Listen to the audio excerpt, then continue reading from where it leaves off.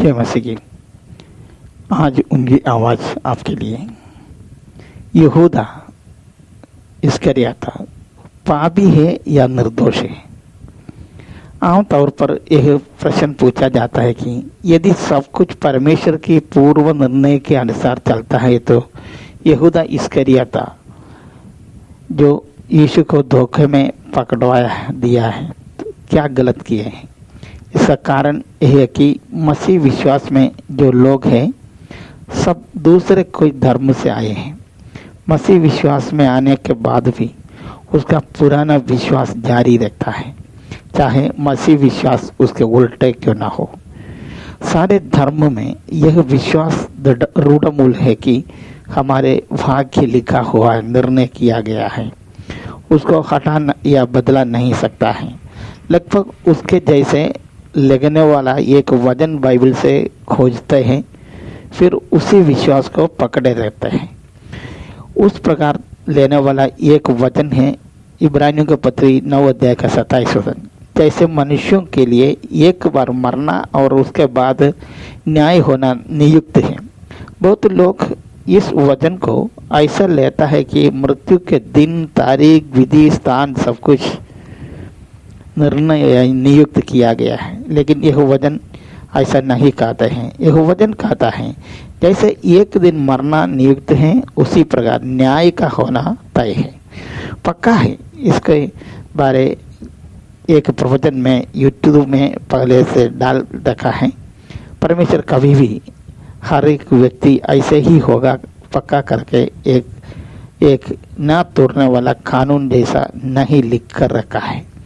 Bible ऐसा शिक्षा नहीं देता है। बाइबल कहते हैं परमेश्वर पहले से जानते हैं, क्योंकि परमेश्वर समय बंधित नहीं है।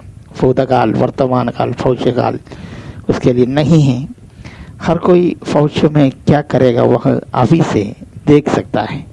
वैसा एक छोटा बच्चा एक टेबल पर चढ़े है, चल रहा है। जब उसका पापा जब वह देखे हैं वो उसका चोर तक आया है, अगले कदम में नीचे गिर जाता है। वो चिल्लाकर बोलता है अगले कदम मत देखो, लेकिन लड़का जब बच्चा नहीं मानकर आगे चलकर नीचे गिरता है तो वो पिता नियुक्त किया है इसलिए नहीं है, फिर पिता को जानकारी है। इसी प्रकार हमारा भविष्य को परमेश्वर जानता है, हम लोग कहाँ मुड़ेंगे, कहाँ जाएंगे। इसलिए परमेश्वर हमें चुनने का जो अधिकार दिए हैं, यदि ऐसे पहले लिख कर रखा है तो चुनने का अधिकार से हम लोग को कोई लाभ नहीं है। परमेश्वर का वचन कहता है भलाई और बुराई दोनों तेरे सामने रखा है। परमेश्वर चाहते हैं हम लोग भलाई को चुने। मृत्यु और जीवन, अनंत जीवन आपके सामने रखा है। परमेश्वर चाहता है हम अनंत जीवन को चुने, लेकिन ये नहीं है। परमेश्वर ऐसा हमारे लिए नहीं लिख कर रखा है, हम लोग नरक में ही जाएंगे। इसलिए इस्करियोता यहूदा गलत इसलिए है, उसके बारे में यीशु मसीह को पकड़ कर रखना है, ऐसे उसका जीवन में नहीं लिखा है।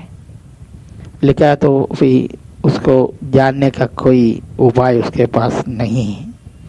वचन में जरूर लिखा है यीशु मसीह के चेले में से एक उसको पकड़वा जाएगा। बाकी 12 चेले हैं, और भी चेले यीशु मसीह के होता है, वो अपना चुनाव है।